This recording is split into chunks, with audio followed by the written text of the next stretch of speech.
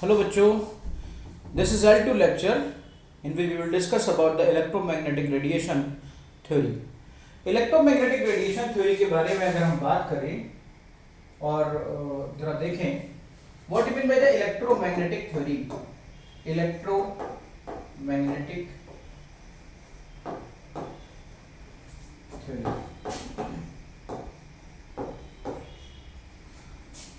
Electromagnetic radiation के बारे में. इलेक्ट्रोमैग्नेटिक की रेडिएशन की थ्योरी सवाल उठता है कि इलेक्ट्रोमैग्नेटिक की रेडिएशन इलेक्ट्रोमैग्नेटिक थ्योरी किसके बारे में बात कर रही है? रेडिएशन के बारे में बात कर रही है. What do you mean by the electro and magnetic magneto electromagnetic. Electro means electric field and B. याद रखिएगा कि if any radiation which is moving in electric field and magnetic field perpendicularly, यानी कि उसमें इलेक्ट्रिक फील्ड और magnetic field दोनों ही perpendicularly move कर रहे हैं. Electric field and magnetic field दोनों ही परपेंडिकुलरली मूव कर रहे हैं. And the propagation of the wave is also perpendicular. That is called electromagnetic wave. इसका मतलब ये हुआ कि दैट वेव, ये वेव का वो फॉर्म है.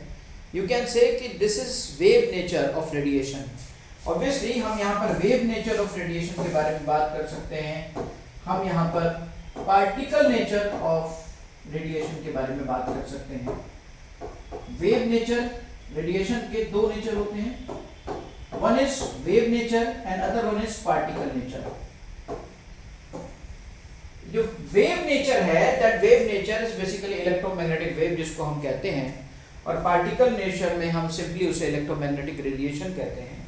इलेक्ट्रोमैग्नेटिक वेव के बारे में मैंने आपको बताया कि इलेक्ट्रिक फील्ड और मैग्नेटिक फील्ड जब वो इलेक्ट्रोमैग्नेटिक रेडिएशन किसी इलेक्ट्रिक फील्ड और मैग्नेटिक फील्ड में परपेंडिकुलरली मूव करती है, साथ में वो अपने उस जो इलेक्ट्रिक फील्ड और मैग्नेटिक फील्ड परपेंडिकुलर होते हैं, साथ में उसका जो प्रोपगेशन होता है उसके भी परपेंडिकुलर होती है, that is called electromagnetic wave. और रेडिएशन के दो नेचर हो सकते हैं इलेक्ट्रोमैग्नेटिक. एक तो वेव नेचर हो सकता है और एक पार्टिकल नेचर हो सकता है. वेव नेचर से हमने रेडिएशन के इस कॉन्सेप्ट को, जैसे लाइक डिफ्रैक्शन है जो ये प्रोसेस हो रही है, इंटरफेरेंस है, इनको अच्छे से समझा दिया. इंटरफेरेंस है, डिफ्रैक्शन है, इंटरफेरेंस, डिफ्रैक्शन, ये सब वेव नेचर से अच्छे से एक्सप्लेन किए जा सकते थे और किए गए. पार्टिकल, लेकिन जो जैसे कि ब्लैक बॉडी रेडिएशन है, जैसे कि फोटो इलेक्ट्रिक इफेक्ट है, जैसे कि एटम्स का लाइन स्पेक्ट्रम है, ये सब के सब हम किससे समझा पाए? पार्टिकल नेचर ऑफ रेडिएशन से समझा पाए. तो बेसिकली मैं आपको बताऊं कि like you can say black body radiation, black body radiation, ये सब पॉइंट है बेटा, बहुत जरूरी है, एग्जाम में काम आते हैं. ब्लैक बॉडी रेडिएशन है, इसके अलावा फोटो इलेक्ट्रिक इफेक्ट है, फोटो इलेक्ट्रिक इफेक्ट है, इसके अलावा लाइन स्पेक्ट्रम है, line spectrum, LS line spectrum है. इन सब को हम पार्टिकल नेचर ऑफ रेडिएशन से समझा पाए. पार्टिकल नेचर ऑफ रेडिएशन को ही आगे फॉरवर्ड किया गया एटम्स की दुनिया के लिए, या यूं कह लीजिए कि पूरी atomic physics particle nature of radiation पर डिफाइन की जा रही है. यहां पर अब इस बात को समझते हैं कि इस पार्टिकल नेचर ऑफ रेडिएशन को समझाने में सबसे पहला काम अगर किसी ने किया तो वो जबरदस्त काम किया प्लैंक ने, और उन्होंने अपने इस थ्योरी का नाम रखा प्लैंक्स क्वांटम थ्योरी. उन्होंने बताया कि ये जो रेडिएशन है, बेसिकली वेव नेचर में क्या था कि रेडिएशन एक कॉन्टिन्यूअस एनर्जी को रेडिएट करता था, कॉन्टिन्यूअसली वहां पर वेव आगे मूव करती थी. वेव में ये कॉन्सेप्ट नहीं होता कि वो डिस्क्रीट फॉर्म में वेव टूटते चले, ऐसा नहीं होता है. लेकिन उस नेचर से डिफ्रैक्शन और इंटरफेरेंस, तो उस कॉन्टिन्यूअस नेचर से डिफ्रैक्शन और इंटरफेरेंस को आसानी से समझाया जा सका. पर रेडिएशन के उस नेचर से जिससे वो कॉन्टिन्यूअस मूव करे, उससे black body radiation, photo electric effect या लाइन स्पेक्ट्रम को नहीं समझा सके. इस तरीके से रेडिएशन का एक नया कॉन्सेप्ट आया कि रेडिएशन डिस्क्रीट फॉर्म में चलता है. वेव नेचर क्या कहता है कि रेडिएशन कॉन्टिन्यूअस फॉर्म में चलता है, और वेव नेचर, पार्टिकल नेचर क्या कहता है कि रेडिएशन डिस्क्रीट फॉर्म में टुकड़े टुकड़ों में पैकेट्स के फॉर्म में चलता है रेडिएशन। ये कहता है कॉन्टिन्यूअस चलता है, ये कहता है पैकेट्स के फॉर्म में चलता है। तो पार्टिकल नेचर की थ्योरी को, पार्टिकल नेचर, रेडिएशन की पार्टिकल नेचर की थ्योरी को प्लैंक्स ने अपने इस तरह से समझाया कि वो डिस्क्रीट फॉर्म में एनर्जी चलती है, यानी कि पैकेट्स के फॉर्म में एनर्जी चलती है। छोटे छोटे टुकड़े एनर्जी के पैकेट्स होते हैं और उन छोटे छोटे एनर्जी के पैकेट्स को प्लैंक ने फोटोन कहा या क्वांटा कहा, और उसी बेस पर उन्होंने अपनी थ्योरी का नाम रखा प्लैंक्स क्वांटम थ्योरी। उन्होंने कहा कि जो एनर्जी, आप जिसे एनर्जी को कॉन्टिन्यूअस वेव कह रहे हैं ना, that is not continuous wave, वो बेसिकली एक छोटे छोटे पैकेट्स का रिजल्टेंट है, और ये छोटे छोटे पैकेट्स क्वांटा कहलाते हैं। एनर्जी पैकेट्स, छोटे छोटे पैकेट्स फोटोन कहलाते हैं, और ये छोटे छोटे पैकेट्स की एनर्जी जब मिल जाती है तो वो रे बन जाती है, एक रे बन जाती है। तो उन्होंने कहा कि जो एनर्जी इस क्वांटा की, इस पैकेट की एनर्जी, ये क्वांटा कहा गया, ये पैकेट क्वांटा कहा गया, या ये पैकेट फोटोन कहा गया। तो इस क्वांटा की या इस फोटोन की एनर्जी को समझाने की कोशिश करी उन्होंने कि उसकी जो फोटोन की एनर्जी है या क्वांटा की एनर्जी है, वो एनर्जी फ्रीक्वेंसी के डायरेक्टली प्रोपोर्शनल होगी, उस फ्रीक्वेंसी के डायरेक्टली प्रोपोर्शनल होगी। देखिएगा ये फ्रीक्वेंसी है, यहाँ पे energy directly proportional to frequency होगी। ये एनर्जी किसकी होगी? फोटोन की एनर्जी हो गई, ये उसकी फ्रीक्वेंसी के डायरेक्टली प्रोपोर्शनल हो गई। इस तरीके से वहां पे एक कांस्टेंट आया, जिस कांस्टेंट का नाम रखा गया प्लैंक कांस्टेंट। पूरी की पूरी क्वांटम फिजिक्स इसी प्लैंक के बेस पर बहुत डेवलप हुई, और बहुत ज़्यादा आज क्वांटम फिजिक्स, एटॉमिक फिजिक्स पे, जिस पे बेस्ड आप कह सकते हो एक नई तरह की दुनिया में क्वांटम फिजिक्स जो चल रही है, उसका दारोमदार प्लैंक के ऊपर बहुत ज़्यादा जाता है, और that is E is equal to H new.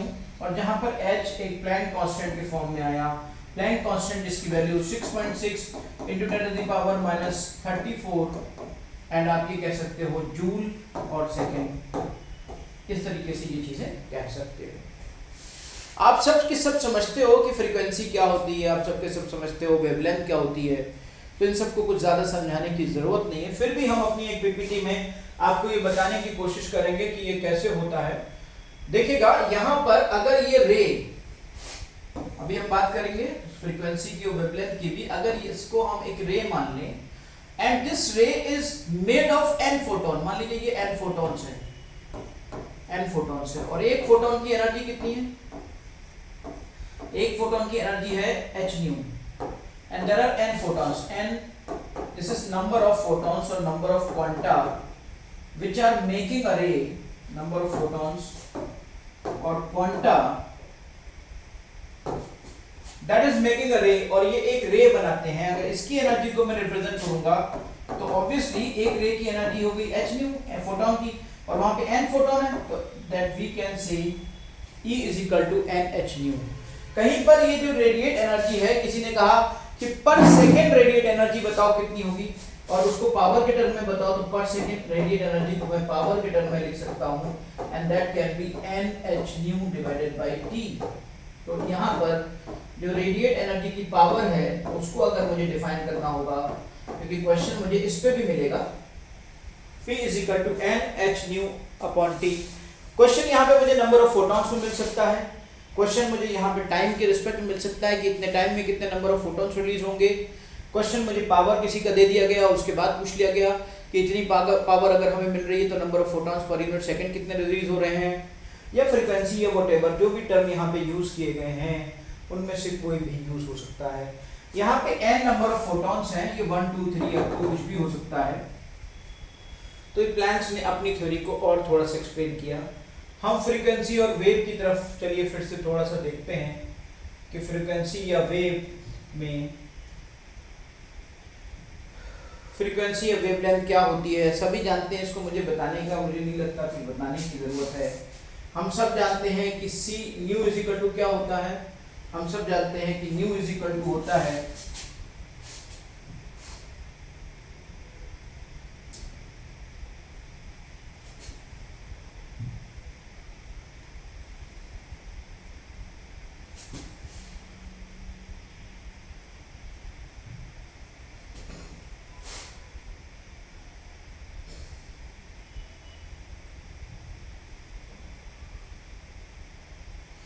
New is equal to क्या होता है? न्यू इज इक्वल टू हम सब जानते हैं कि भाई न्यू इज इक्वल टू होता है c अपॉन लैम्डा।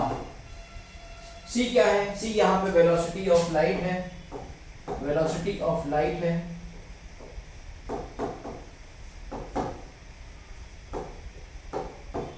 न्यू क्या है? फ्रीक्वेंसी है उस रेडिएशन की। लैम्डा क्या है? उसकी वेवलेंथ है। अब ये तो बिल्कुल आपने 9th में पढ़ा होता है कि फ्रीक्वेंसी क्या होती है।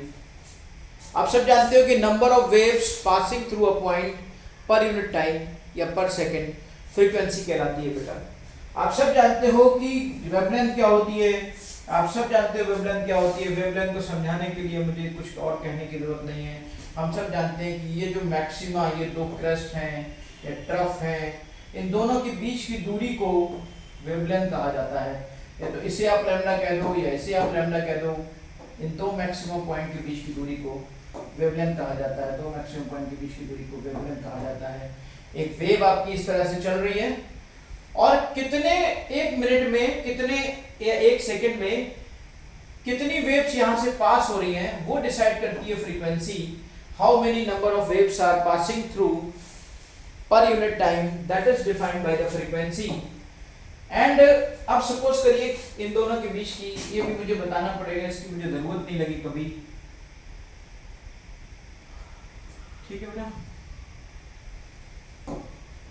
ये वेवलेंथ आपने कर ली, ये कर लिया, hc हो गया। अब हम जानते थे कि हमने एक रिलेशन अभी तक देखा था nh न्यू, तो हम उसी रिलेशन को न्यू की जगह पर हम ज्यादातर hc अपॉन लैम्डा भी बहुत जगह पे यूज करेंगे। अगर हम लैम्डा क्वेश्चन में दिया जाएगा तो हम लैम्डा यूज करेंगे। और ये n फोटॉन्स की एनर्जी है। अगर हम एक फोटोन की एनर्जी की बात करेंगे तो वो h न्यू होगी या hc अपॉन लैम्डा होगी। वो किसी एक रे की एनर्जी थी जिसमें कि n फोटोन थे, और ये किसी एक फोटोन की एनर्जी है, किसी एक क्वांटा की एनर्जी है, जिसे हम कहेंगे hc अपॉन लैम्डा। ठीक है। इन सब कुछ सीखते हुए हम आगे बढ़ते हैं और आगे बढ़ते हुए कुछ क्वेश्चंस की शुरुआत करते हैं। ये सारे क्वेश्चन जो कि यहाँ पर इलेक्ट्रोमैग्नेटिक रेडिएशन पे बेस्ड हैं, खास तौर से प्लैंक के प्रिंसिपल पे बेस्ड है। हम देखेंगे कि ये सारे के क्वेश्चन एग्जाम में आ चुके हैं या आ सकते हैं। ये जेईई मेन का क्वेश्चन है, बहुत ही आसान सा क्वेश्चन है। आपको मैं हिंट दूंगा और आप इसको सॉल्व कर लेंगे। देखिएगा, gas absorb a photon of 355 nanometre. एक गैस है, यहाँ पे एक गैस मैंने बनाई और वो एक फोटोन को एब्सॉर्ब कर रही है, और that photon having wavelength 355 nanometre and emits two wavelengths, और दो वेवलेंथ्स को इमिट कर रही है। एब्सॉर्ब एक कर रही है और इमिट टू कर रही है। If one of the emission is 680 nanometre, if one of the emission is, मान लीजिए इसको मैंने कह दिया this is 680 nanometre, then other is eight, इसकी वैल्यू को उन्होंने पूछा है। हम जानते हैं, बहुत ही इजी क्वेश्चन है, हम जानते हैं एनर्जी कंजर्वेशन को। जितनी एनर्जी इनपुट होगी उतनी एनर्जी आउटपुट होगी। इसका मतलब ये हुआ कि यहाँ पर E is equal to input बराबर E is equal to output. Output में E1 और E2 है। यहाँ से हम इसे लिखेंगे hc अपॉन लैम्डा, और यहाँ जो आउटपुट वाली जो वेवलेंथ है उसको हम लिख देंगे hc अपॉन लैम्डा 1, और इसको हम लिख देंगे hc अपॉन लैम्डा 2। अब आप समझिए hc सब जगह से कट हो जाएगा। It will become 1 upon lambda is equal to 1 upon lambda 1 plus 1 upon lambda 2। बहुत ही आसान सी बात है। 1 अपॉन लैम्डा, लैम्डा की वैल्यू कितनी है 355 नैनोमीटर, 1 अपॉन लैम्डा 1 इसकी वैल्यू है 680 नैनोमीटर, और 1 अपॉन लैम्डा 2 इतना आप सॉल्व कर लेंगे। लैम्डा 2 आराम से सॉल्व कर लेंगे, यहाँ पर घटा लेंगे और बस ये कर लेंगे आराम से, आपकी लैम्डा 2 की वैल्यू निकल आएगी। बहुत ही अच्छा सा क्वेश्चन एग्जाम में आया हुआ है, और भी क्वेश्चन हम एग्जाम के ही देखेंगे। एक्साइटेड हाइड्रोजन, दूसरा क्वेश्चन देखते हैं। बहुत ही अच्छा सा क्वेश्चन, बहुत ही, देखिए न्यूमेरिकल कैलकुलेशन आप लोग करेंगे, कॉन्सेप्ट में दे रहा हूँ, हिंट दे रहा हूँ आपको। Excited hydrogen atoms emit light in ultraviolet region at 2.47 10 to the power 15 hertz। मतलब इसका मतलब ये हुआ कि with this frequency the energy of the single photon is बहुत ही इजी क्वेश्चन है यार ये तो। न्यू दिया हुआ है and new is basically 2.47 into 10 to the power 15 hertz दिया है। with this frequency the energy of the single photon, very easy question, single photon की एनर्जी क्या होती है, h न्यू होती है। h की वैल्यू कितनी है 6.6 into 10 to the power minus 34 है और न्यू की वैल्यू कितनी है 2.47 10 to the power 15 hertz है। हर्ट्ज मतलब पर सेकेंड को हर्ट्ज ही कहते हैं हम लोग and this is basically joule into second, ये जूल सेकेंड होता है। तो ये कट हो जाएगा और फाइनली एनर्जी आपकी जूल में आ जाएगी। अब देखिएगा यूनिट का जरूर ध्यान रखिएगा, यहाँ पे एनर्जी हमें जूल में मिल रही है तो नो इश्यू, कोई ना कोई आंसर आपको मैच कर जाएगा। अगला क्वेश्चन हम लोग देखते हैं, बहुत ही आसान सा एक और क्वेश्चन, एग्जाम में सारे के सारे क्वेश्चन आए हुए हैं।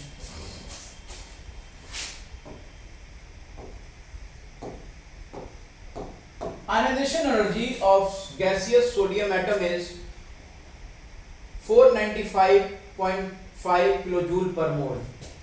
The lowest possible frequency of light that ionizes a sodium atom, lowest possible frequency। आप जरा समझिएगा कि ये जो आयोनाइजेशन एनर्जी ये जो दी गई है that is basically 495 kilo joule पर मोल दी गई है, पर मोल दी गई है। अब अगर हम जो यहाँ पर इसकी वैल्यू रखेंगे और ये हमने पूछा है कि दैट एनालिसिस सोडियम एटम, हम इस सोडियम एटम की सिंगल बात कर रहे हैं। If I am taking the frequencies new, तो आप इस सिंगल के लिए क्या करोगे, सिंगल के लिए आप वैल्यू रखोगे एच न्यू की। लेकिन यहाँ पे एक मोल है, एक मोल में कितने पार्टिकल्स होते हैं, एक मोल में पार्टिकल्स होंगे एन नॉट, तो ये एन नॉट एच न्यू हो जाएगा, ये जो एनर्जी आ रही है। तो this is energy of one mole. तो वन मोल की आप फ्रीक्वेंसी मान लो, एक एटम की फ्रीक्वेंसी आपकी, एक एटम की एनर्जी एच न्यू मान लो, तो एन एटम्स है तो उनकी एनर्जी आपसे मैच कर जाएगी। So simply you can write out 495.5 kilo joule दिया हुआ है, जूल में कन्वर्ट कर लेंगे और ये जूल पर मोल होगा, that will be is equal to 6.023 into 10 to the power 23। h की वैल्यू आप रख दोगे 6.6 into 10 to the power minus 34 and nu you can easily calculate, और तुम nu यहाँ से easily calculate कर लोगे, बहुत ही आसान सा 495.5 into 10 to the power 3 divided by 6.0। Easy calculation करने के लिए थोड़ा सा ऐसे कर लीजिए, आराम से कैलकुलेट कर लेंगे, कोई ना कोई ऑप्शन आपको मैच कर जाएगा। बहुत ही इजी क्वेश्चन था, एग्जाम में वो क्वेश्चन था। द एनर्जी रिक्वायर्ड, देखिएगा यहाँ पर, the energy required to break 1 mole of CL bond in Cl2 is 240 kilojoule per mole, ठीक, पर मोल। यानी कि अब जो ये एनर्जी दी गई है दैट एनर्जी इज बेसिकली पर मोल for 242 kilojoule per mole means पर मोल।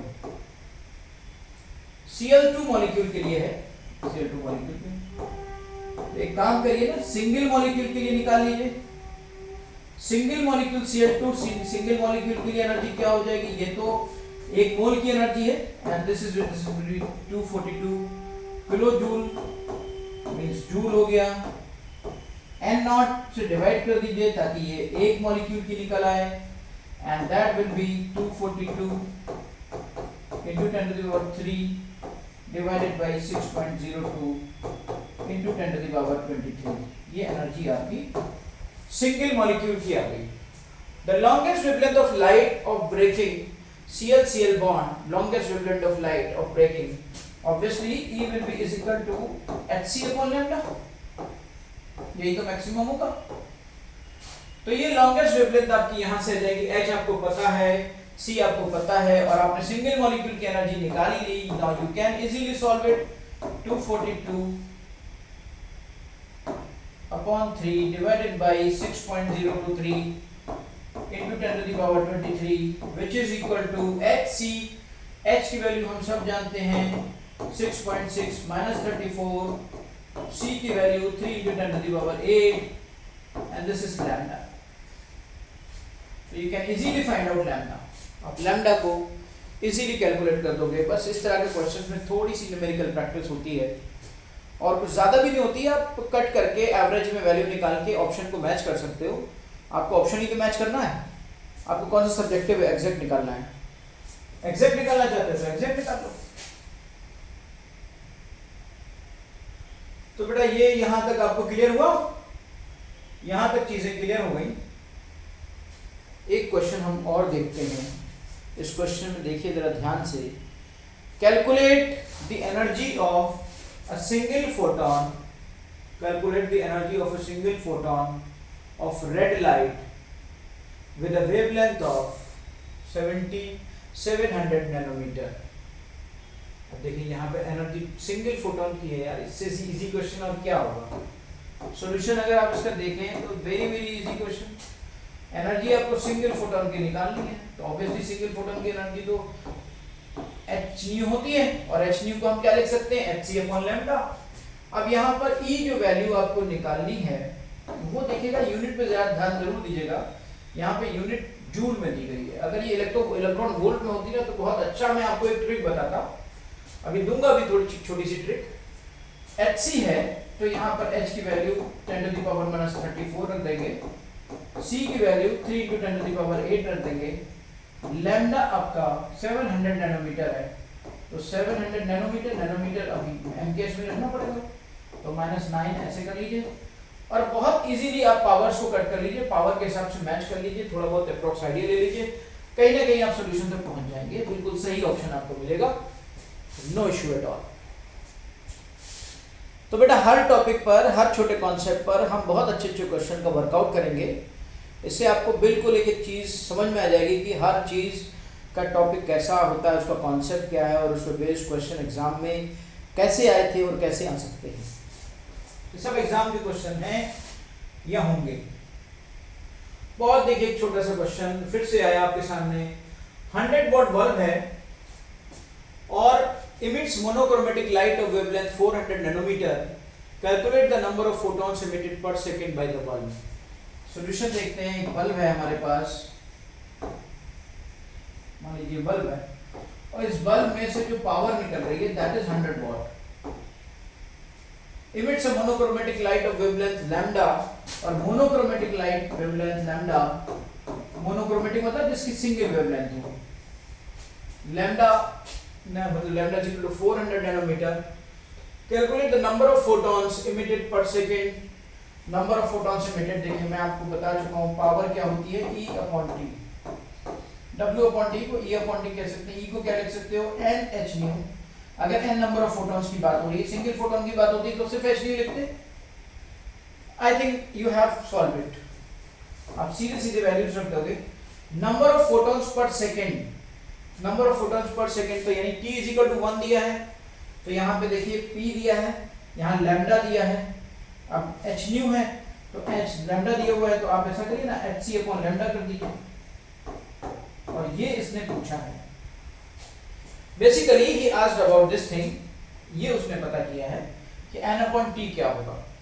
तो it means n upon t क्या होगा, number of photons per second, ये होगा आपका, and that will be is equal to hc upon lambda और ये p। अब आप देखिए आराम से, p आपको दिया है, गिवन है, lambda आपको गिवन है, h you know very well, c you know very well, and h की वैल्यू आप जानते हो, c की वैल्यू आप जानते हो। just put in the formula and find number of photons per second। per second अगर वो पर 10 सेकंड कहता तो n t की वैल्यू पे 10 रख देते, पर सेकंड कहा तो n की वैल्यू, t की वैल्यू 1 रख देंगे और you can easily n upon t calculate कर लेंगे। कैसे लेंगे क्वेश्चन, और ये सब एग्जाम के क्वेश्चन है, जेई में नीट के सारे क्वेश्चन है। Calculate the number of photons of green light with wavelength 560 nanometre that can be observed by human being. 560 nanometre की वेवलेंथ है जो कि एक ह्यूमन बीइंग के जरिए ऑब्जर्व हो सकती है। Note that this energy is required by the interior part of human eye। This energy total energy क्या है, this total energy is 10 to the power minus 7 joule, this energy is required. तो उन्होंने पूछा है कि calculate number of photons of green light, तो इसका मतलब इतनी एनर्जी प्रोवाइड करने के लिए कितने नंबर ऑफ फोटॉन्स की रिक्वायरमेंट आएगी। So very simple, E is equal to NH, single photon ये होता है, अगर n फोटॉन्स हैं इसका मतलब NH न्यू है, और यहाँ पे लैम्डा दिया है इसका मतलब ये NHc अपॉन लैम्डा है। E की वैल्यू आपने रख दी 2.5 into 10 to the power minus 7, n आपको निकालना है, h आप रख दोगे, c आप रख दोगे, you will put easily values, and this is lambda which is 560 nanometer, 1 nanometer is equal to 10 to the power minus 9 meter, so you can easily find out n. Here you are getting number of photons, number of photons. बताइए कितने आसान questions हैं, आप इन questions को बहुत मुश्किल समझते हैं, बहुत आसान समझिए इन सबको।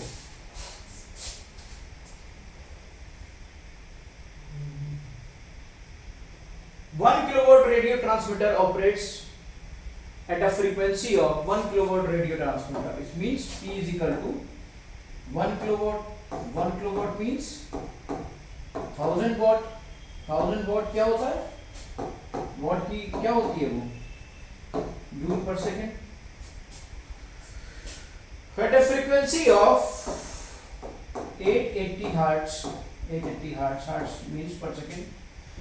How many photons per second does it emit? It's a very easy question. Again the same question is there. N h nu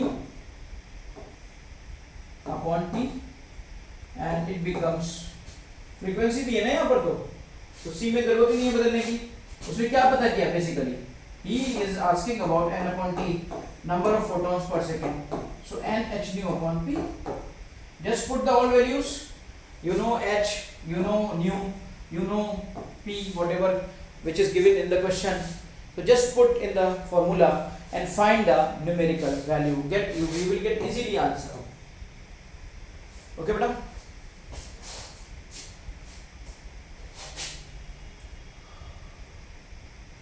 तो यहाँ तक हमने समझा कि इस पर बेस कौन कौन से क्वेश्चन हो सकते हैं। यानी हमने अभी तक समझ लिया कि भाई प्लैंक्स की क्वांटम थ्योरी क्या है और प्लैंक्स की क्वांटम थ्योरी पर किस तरह के क्वेश्चन आ सकते हैं। अब प्लैंक्स की बात समझने के बाद हम थोड़ा सा एक्सरे के बारे में समझते हैं, फिर थोड़ा सा हम फोटोइलेक्ट्रिक इफेक्ट के बारे में समझेंगे। एक्सरे के बारे में थोड़ा समझते हैं, एक्सरे क्या होती है। Let's do about X-ray. X-ray एक आपका वेव है, इलेक्ट्रोमैग्नेटिक रेडिएशन है। एक फोटोन, आप यूं मान लीजिए कि फोटोन है जो कि इमिट होता है, और उसकी वेवलेंथ, उसकी फ्रीक्वेंसी जिस रीजन में मैच करती है उस रीजन की वेव को, उस रे को एक्स कहा गया, एक्स रे कहा गया।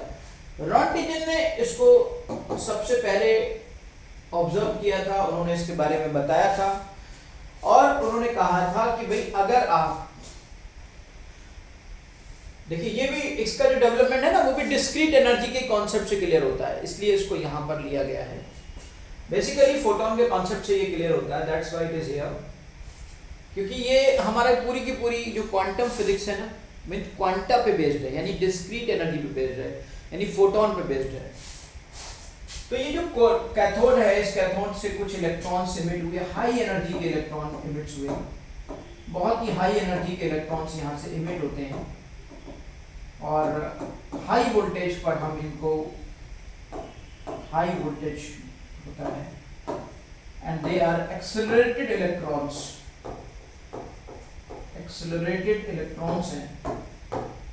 और ये एक्सेलरेटेड इलेक्ट्रॉन्स जाकर जो अपना टारगेट मेटल होता है, और नॉर्मली जो टारगेट मेटल होता है वो एनोड की तरह लेते हैं। ये टारगेट मेटल हैवी मेटल्स होते हैं, ये सबके सब हैवी मेटल्स होते हैं, और इसमें सबसे कॉमन है टंगस्टन।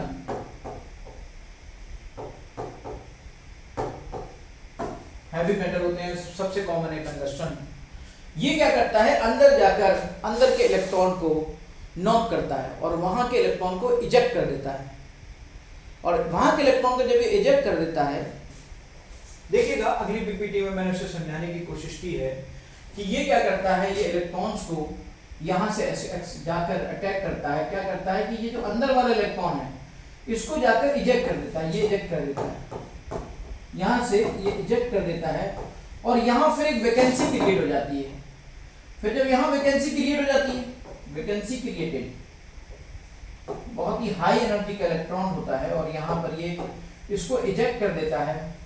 खुद ये इलेक्ट्रॉन जो कि अभी हाई एनर्जी से आ रहा था, ये इलेक्ट्रॉन जो कि अभी बहुत ही हाई एनर्जी से आ रहा था, हाई एनर्जी से आ रहा था, फिर ये इलेक्ट्रॉन यहाँ पर इजेक्ट करने के बाद अपने आप को स्लो एनर्जी में कन्वर्ट कर लेता है। ये इलेक्ट्रॉन भी निकल जाता है नॉक करने के बाद और यहां से इस इलेक्ट्रॉन को निकाल देता है। ये इजेक्टेड इलेक्ट्रॉन है और यहां पर इजेक्टेड इलेक्ट्रॉन जब हो गया तो एक वैकेंसी क्रिएट हो गई। अब जब वैकेंसी क्रिएट हो गई तो क्या होगा भाई, देखते हैं। देखिए, this produces a metal ion with an electron missing from the inner orbital. Vacancy यहां क्रिएट हो गई। देखिए यहां पर ये ऑर्बिटल है, अंदर वाले ऑर्बिटल में सिर्फ एक इलेक्ट्रॉन दिखा रहा है जबकि यहां पर 2 इलेक्ट्रॉन होने चाहिए थे।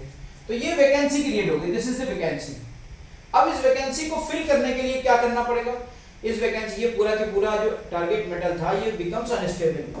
अब कोई चीज अनस्टेबल तो रह नहीं सकती, उसको स्टेबिलिटी प्रोवाइड करने के लिए क्या करना पड़ेगा, तो ये जो होगा बाहर का इलेक्ट्रॉन, हाई एनर्जी का जो इलेक्ट्रॉन होगा, ये हाई एनर्जी का इलेक्ट्रॉन यहां से इसमें आ जाएगा और जैसे हाई एनर्जी का इलेक्ट्रॉन लो एनर्जी लेवल पे आएगा, यहां से एक फोटोन क्रिएट होगा, एक फोटोन, एक एनर्जी रिलीज होगी, एक फोटोन रिलीज होगा, एक फोटोन रिलीज होगा, यहां से एक फोटोन रिलीज होगा और इस फोटोन की एनर्जी एक्स-रे रीजन के उसमें आएगी। दैट्स व्हाई यहां से हम कह सकते हैं ये photon, this photon comes in the region of X-ray, this photon comes in the region of X-ray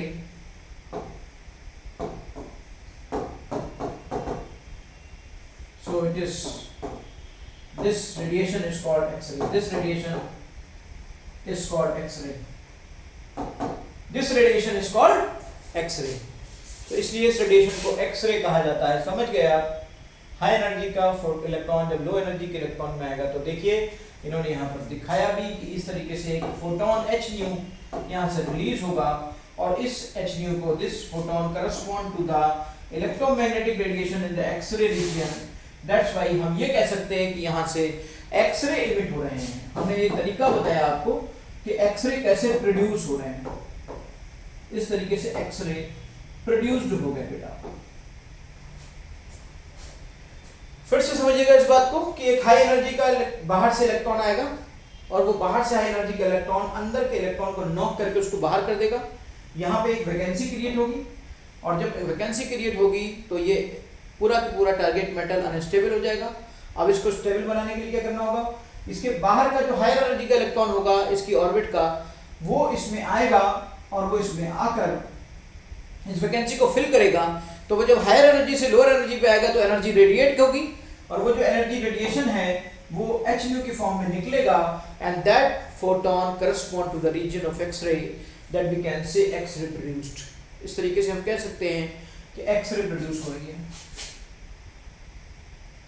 properties of x-ray की हम बात करें तो आप कह सकते हो ये बहुत ही शॉर्टर वेवलेंथ की होती है, शॉर्टर वेवलेंथ की होती है और शॉर्टर वेवलेंथ होते हैं and very high frequency, shorter very high frequency. एक बात तो यूं कह सकते हैं हम,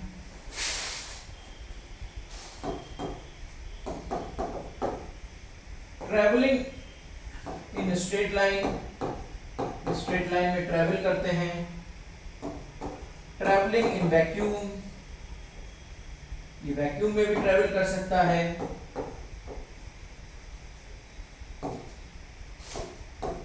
इसके अलावा ये आपका क्रॉस्ड दी लो डेंसिटी, यानी कि क्रॉस दी लो डेंसिटी और you can say absorbed by, absorb हो जाती है बाई लो डेंसिटी मटेरियल।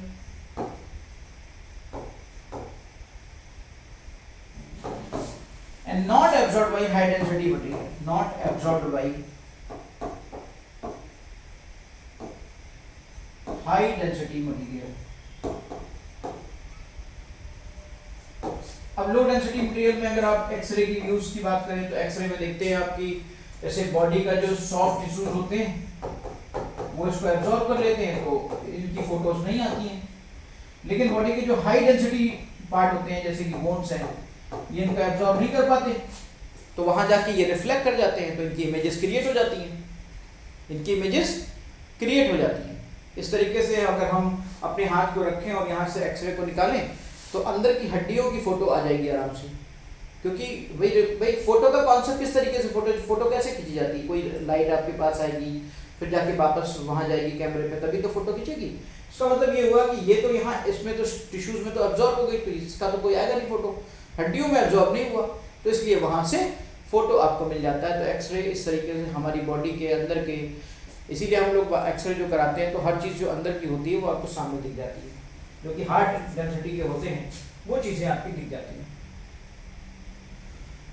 फिर क्या किया, इसी एक्सरे के एक्सपेरिमेंट के बाद रदरफोर्ड के ही अपने अंडर में कुछ लोग काम कर रहे थे, वहां पे मोज़ले भी थे। रदरफोर्ड का एक बहुत बड़ा क्वांटम फिजिक्स में रोल है, प्लैंक का बहुत बड़ा रोल है, मोज़ले भी थे वहां पर। मोज़ले ने क्या करा, बेसिकली जो एक्सरेज थे यहाँ पे प्रोड्यूस किया था उन्होंने टंगस्टन से, फिर उन्होंने एक्सरेज को बहुत सारे मेटल से उनको डेवलप किया, प्रोड्यूस किया। देखो यहाँ पर उन्होंने पूरा एक एक्सपेरिमेंट मोज़ले ने किया, bombardment of different metals with electrons to produce X-rays. उन्होंने बहुत सारे मेटल्स पर ये बम्बार्डमेंट इलेक्ट्रॉन्स का किया और एक्सरेज को प्रोड्यूस किया। और इन सब देखिए उन्होंने यहाँ पे क्या किया, अपना एक वैक्यूम पंप क्रिएट किया, यहाँ से बहुत हाई एनर्जी के इलेक्ट्रॉन्स आए और बहुत हाई एनर्जी के इलेक्ट्रॉन्स जाके उससे टकराए, इससे जाके टकराने के बाद जो वहां से फोटोन रिलीज हो रहे हैं एक्सरे के फॉर्म में, है ना।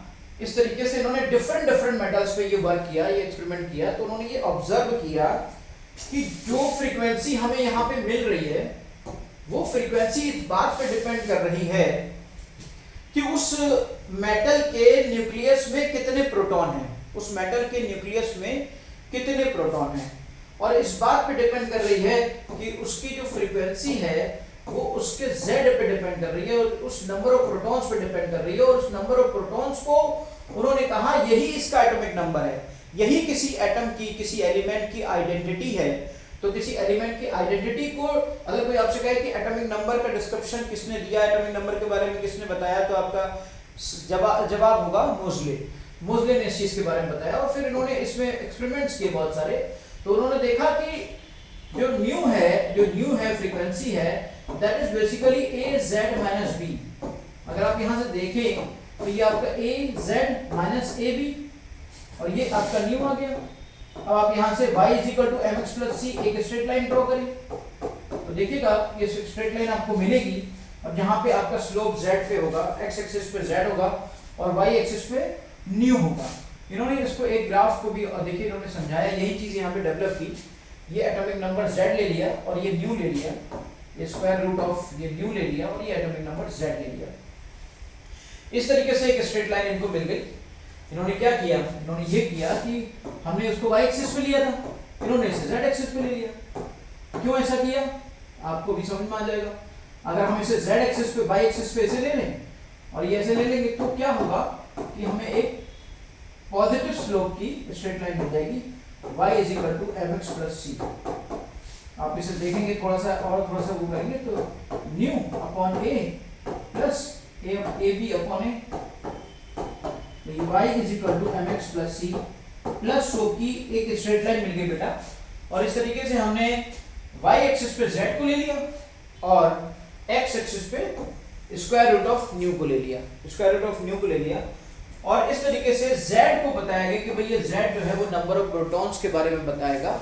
इसका मतलब यही किसी एलिमेंट की आइडेंटिटी है, क्योंकि अगर इलेक्ट्रॉन्स की बात करें वो तो वेरी कर सकता है, चार्ज आ गया तो भी वेरी कर जाएगा, प्रोटॉन्स तो वेरी नहीं करेगा क्योंकि वो तो न्यूक्लियस में रहता है। इन सब चीजों को मोज़ले ने अपने एक्सपेरिमेंट्स के थ्रू बताया। Okay sir,